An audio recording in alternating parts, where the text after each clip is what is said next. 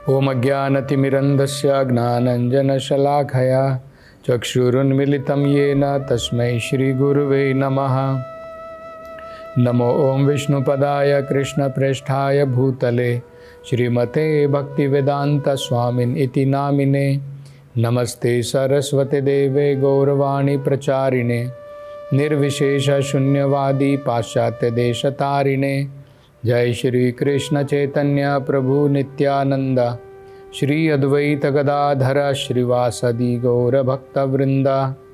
हरे कृष्णा कृष्ण कृष्णा हरे हरे, हरे राम राम राम हरे हरे। हरे कृष्णा।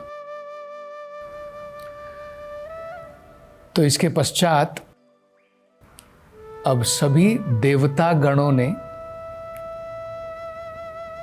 इंद्र जी को, जो स्वर्ग के राजा हैं, उनको एक वत्स के रूप में, एक बछड़े के रूप में परिवर्तित किया और पृथ्वी से सोम रस का उत्पादन किया। और पात्र क्या था? क्योंकि पृथ्वी अभी गाय के रूप में है और बछड़े के रूप में इंद्र बन गए हैं, और उनसे कौन सा दूध निकाला? सोम रस का दूध उन्होंने निकाला। मतलब पृथ्वी से उन्होंने सोम रस की प्राप्ति की। भागवत में कहा है इस सोम रस का पान करके देवतागण अपने वीर्यम, ओजसाह और बलम, इन तीन चीजों में बड़े ताकतवर हो जाते हैं। वीर्यम का मतलब होता है मन की शक्ति। ओजसाह का मतलब होता है हमारी जो इंद्रियां हैं वो बड़ी बलवान हो जाती हैं। और बलम का मतलब होता है शारीरिक बल।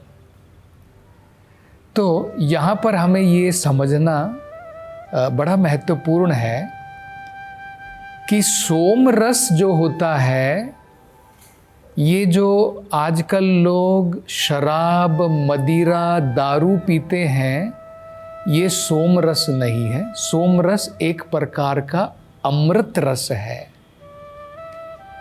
इसलिए हम देखते हैं, देखिए अगर आप, कई बार लोग जो हैं सोचते हैं कि, और लोग कई बार इस प्रकार से कहते भी हैं कि क्या गलती है, हम लोग दारू पीते हैं, हम लोग शराब और मदिरा पीते हैं, उसमें क्या गलती है? देवतागण भी जो है सोमरस पीते हैं। तो आप जरा सोच करके देखिए, क्या दारू पीने से, मदिरा पीने से आपकी मन की शक्ति बढ़ जाती है? मन का बल क्या बढ़ता है? मन का बल और ज़्यादा कम हो जाता है, घट जाता है। क्या हमारी शारीरिक शक्ति बढ़ जाती है? मदिरा का पान करने से अनेकों प्रकार की बीमारियां आती हैं, शारीरिक शक्ति घट जाती है। क्या हमारी इंद्रियां बलवान हो जाती हैं? इंद्रियां बलवान होने की जगह में इंद्रियां जो है प्राणहीन हो जाती है। तो दोनों में बहुत अंतर होता है। तो स्वर्ग लोकों में देवता गण जो हैं वो किसका पान करते हैं? सोम रस का पान करते हैं। इसी प्रकार से दिति के जो पुत्र थे, अदिति के पुत्र देवतागण, दिति के पुत्र जो हैं असुरगण हैं। तो दिति के जो पुत्र थे, जो जैसे हमने देखा था ना, भागवत में ये कथा है, दिति के दो पुत्रों ने जन्म लिया जिनका नाम था हिरण्याक्ष और हिरण्यकशिपु। तो दिति के पुत्र जो हैं वो असुर कहलाते हैं और अदिति के पुत्र जो हैं वो देवतागण कहलाते हैं। तो इन असुरों ने, आसुरिक पुत्रों ने, इन्होंने क्या किया, और दिति के पुत्रों ने इन्होंने क्या किया? इनके परिवार में भगवान के एक महान भक्त पैदा हुए हैं। हम सबको पता है हिरण्यकशिपु का पुत्र भक्त प्रहलाद, असुर के घर में जन्म लिया है लेकिन महान भक्त है। तो उन्होंने विचार किया कि अगर हम प्रहलाद को एक वत्स के रूप में परिवर्तित कर दें तो पृथ्वी जिसने गाय का रूप धरा है वो स्नेह के कारण जो भी हम चाहेंगे उससे हम प्राप्त कर सकेंगे दूध के रूप में।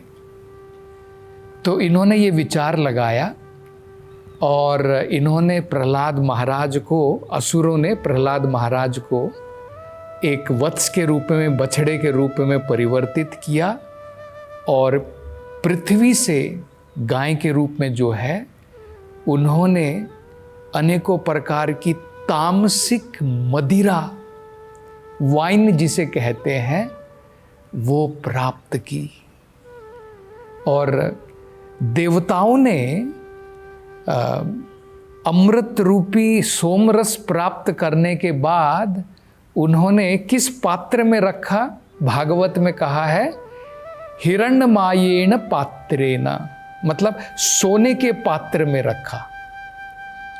यहाँ पर हम देखते हैं इन असुरों ने धरती में से अनेकों प्रकार की मदिरा जो है, मदिरा का रस धरती से प्राप्त किया प्रहलाद महाराज की कृपा के द्वारा, और उसको उन्होंने जो है किस पात्र में रखा?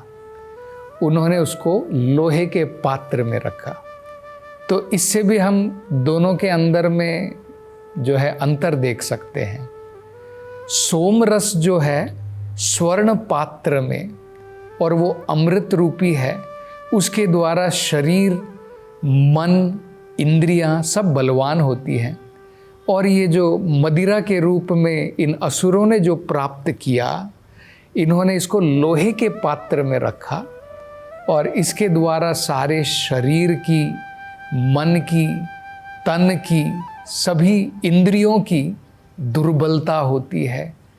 अनेकों प्रकार के अज्ञानता में व्यक्ति जो है अनेकों प्रकार के कुकर्म भी करता है इसका पान करके। जो व्यक्ति हम लोग देखते हैं आजकल भी इस प्रकार के आसुरिक व्यक्ति हैं। तो असुर लोग मदिरा का पान करते हैं। तो आज भी जो लोग इस प्रकार से मदिरा का पान करते हैं और अनेकों प्रकार के कुकर्म, पाप कर्म करते हैं, ये सब इसी कैटेगरी में आते हैं जो आसुरिक स्वभाव के हैं। तो ये भी जो है भागवत में बताया गया है। इसके पश्चात गंधर्व लोक और अप्सरा लोक के जो निवासी हैं, उन्होंने एक देवता है जिनका नाम है विश्ववसु। तो विश्ववसु को एक बछड़े के रूप में, वत्स के रूप में जो है परिवर्तित किया और पृथ्वी से उन्होंने जो है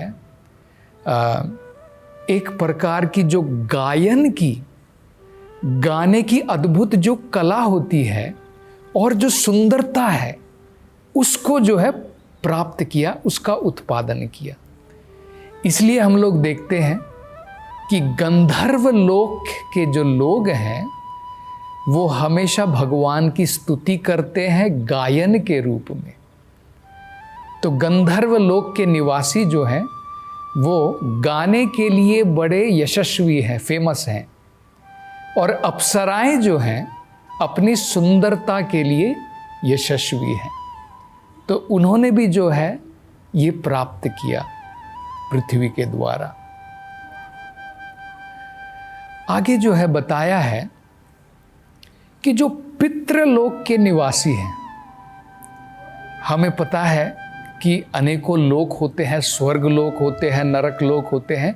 इसी प्रकार से एक लोक है जिसे पितृलोक कहा जाता है। तो पितृलोक के जो निवासी हैं उन्होंने क्या प्राप्त किया?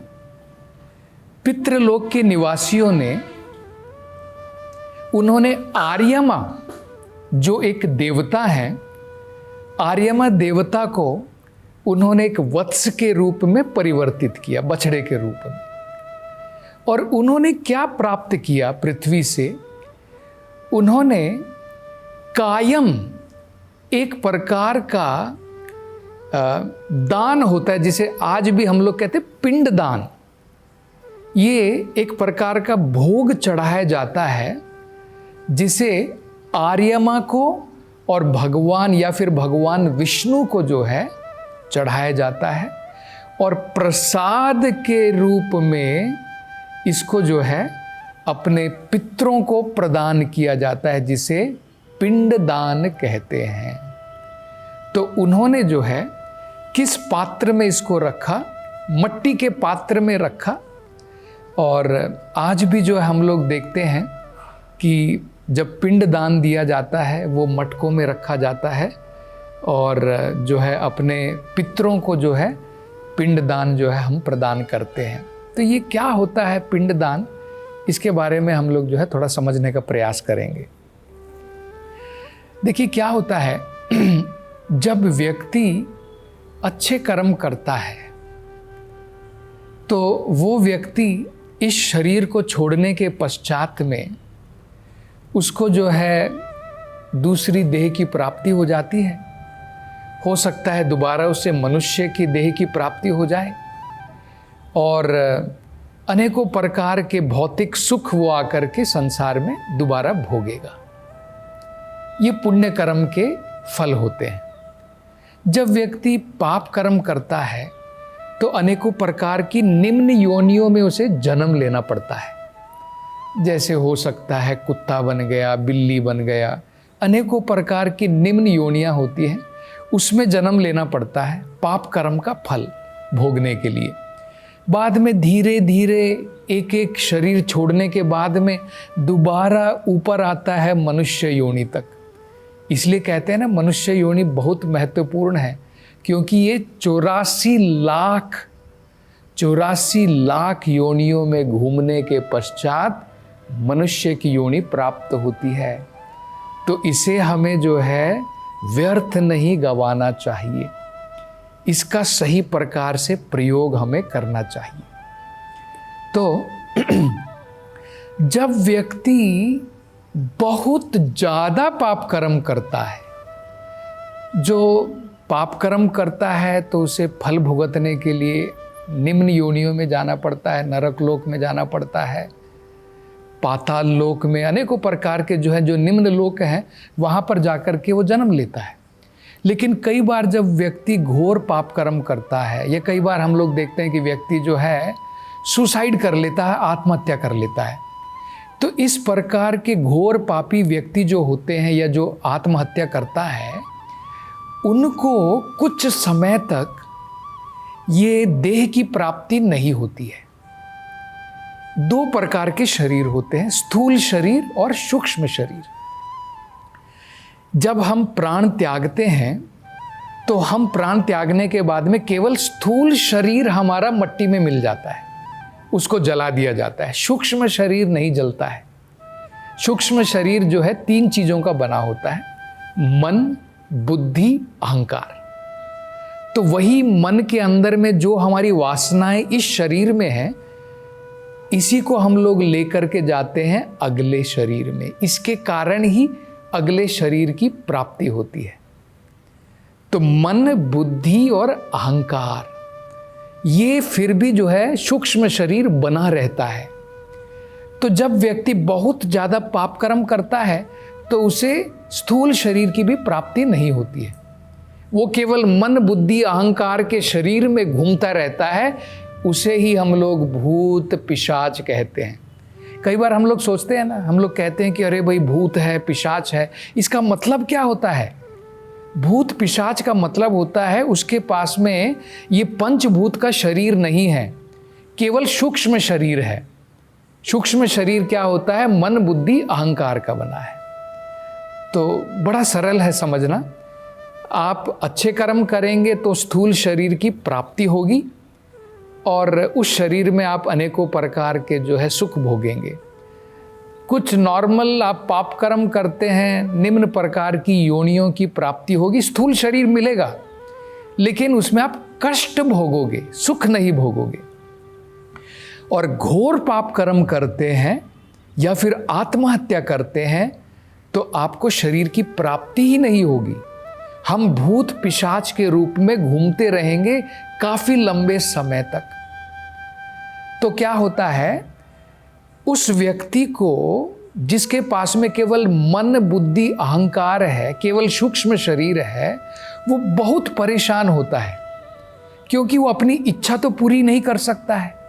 मान लीजिए मुझे इच्छा होती है कि मुझे रसगुल्ला खाना है, तो मेरे पास में स्थूल शरीर है, मैं रसगुल्ला उठा करके खा सकता हूँ। मान लीजिए आप रसगुल्ला नहीं उठा सकते हैं, केवल आपका मन जो है उसके पीछे भाग रहा है, तो आप असंतुष्ट हो जाएंगे। रसगुल्ले के पीछे आपका मन है, लेकिन किसी प्रकार से आप रसगुल्ला नहीं खा पा रहे हैं, आप बहुत असंतुष्ट हो जाएंगे। यही प्रॉब्लम होती है इन भूत प्रेतों पिशाचों की। तो कई बार हम पिंडदान गया में जाकर के करते हैं। हमारी वैदिक सभ्यता में बताया है, हर एक पुत्र का ये कर्तव्य है कि पिता की या हमारे जो भी परिवार के जनों की मृत्यु के पश्चात में उनके लिए पिंडदान किया जाए। अब सबके पिताजी तो भूत प्रेत नहीं बनते हैं, लेकिन हमें क्या पता है, चांस क्यों लेना।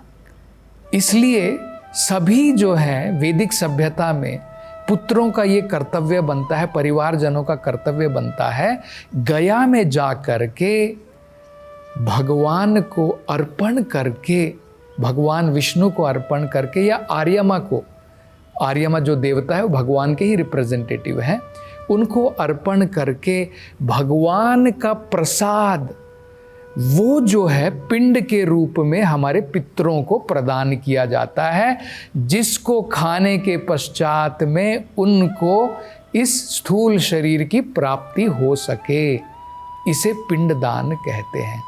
मतलब क्या है, सरल देखिए, अगर हम डेली प्रसाद अपने घर में खा लें, अपने परिवार में एक नियम बना लें कि भाई हम केवल प्रसाद खाएंगे, तो हमें मृत्यु के बाद में प्रसाद देने की जरूरत ही नहीं पड़ेगी।